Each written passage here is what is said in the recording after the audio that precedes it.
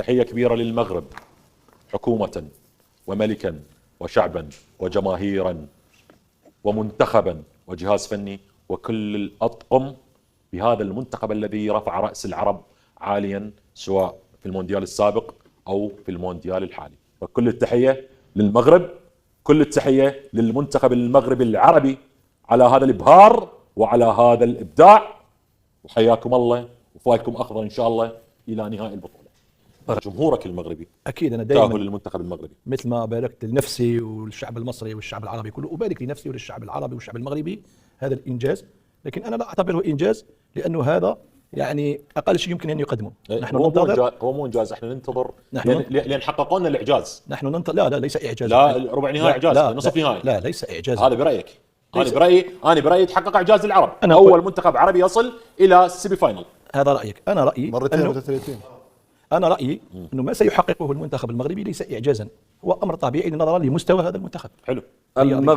المغرب حتى اللحظة هو إعجاز حتى إشعار آخر. الأرقام تقول ذلك. والله مستوى كبير، يعني لما نقلل لنا من المغرب، أنا لما نقول أن المغرب هذا ليس إعجاز لأنه ينتظر منه أكثر ومستواه قد يعني الآن هذه النتائج صارت طبيعية، ليس إعجازا. إن كان رأيك أنك تنقص من قيمة المنتخب المغربي أنه هذا إنجاز، أنا بالنسبة لي ما يقدمه المنتخب المغربي طبعا يقول هو منتخب عالمي طبعا وهذا طبيعي. ما يقدمه المنتخب المغربي، المنتخب الارجنتيني حقق انجاز. لا وجهة نظر منطقية عادي جدا. لا وجهة نظر ما يقدم، رجاء خلوني نكمل فكرتي. تفضل. أنا نظن أنه ما يقدمه المنتخب المغربي ليس إعجازا، هذا أمر طبيعي نظرا لقوة ومستوى هذا المنتخب. أنا أنتظر منه الآن كما قال رئيسه السيد فوزي الأقجع، هو الآن طموحه النهائي أو اللقب، وهذا المنتظر وليس إعجازا. نعم. الآن اللي يقول أن المنتخب هذا إعجاز يعني ينقص من قيمة المنتخب، لكن تبقى مباراة طأرية أمام المنتخب الفرنسي الذي هو قوي. أكيد. نتمناها مغربية إن شاء الله. بارك الله فيك كابتن أمين. بارك الله فيك. أبو رياض.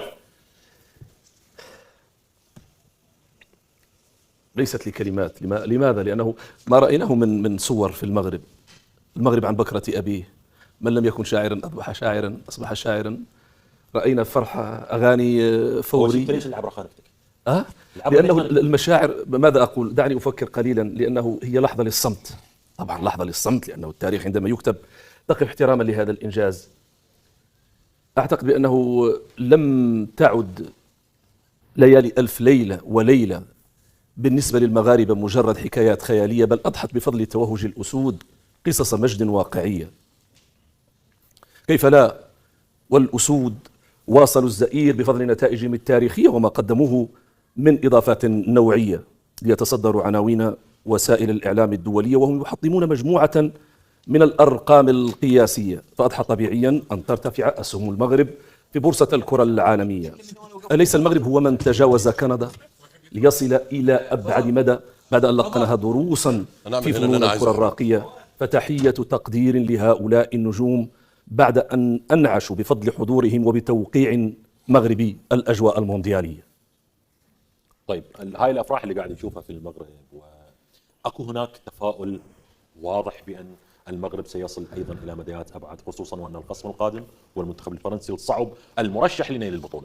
كل المغاربة بالإجماع يدركون قيمة وثقل ووزن المنتخب الفرنسي، وكل المغاربة يؤمنون بإمكانيات لاعبيهم وسيرفعون شعار التحدي. المباراة قفل ليست بالسهلة، وسائل الإعلام العالمية والمتخصصين يرون فرنسا لاعتبارات كثيرة، ولكن العالم ووسائل الإعلام العالمية والدولية تنوه بالمغرب لأنه أضحى استثناء على المستوى العربي والإفريقي في ظل ما يقدمه، وسعداء بما قدمته مصر كذلك من نتائج مهمة.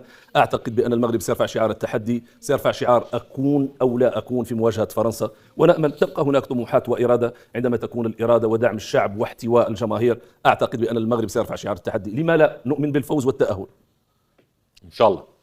مستوى كبير يا حكيم، بارك لنا للجمهور المغربي. امين. مبارك للمغاربه الكل، مبارك للعرب بالترشح لدور ربع النهائي. انا نشوف انه ممكن ليس انجاز انه يفوز المغرب على كندا، لانه المغرب افضل بكثير اشواط.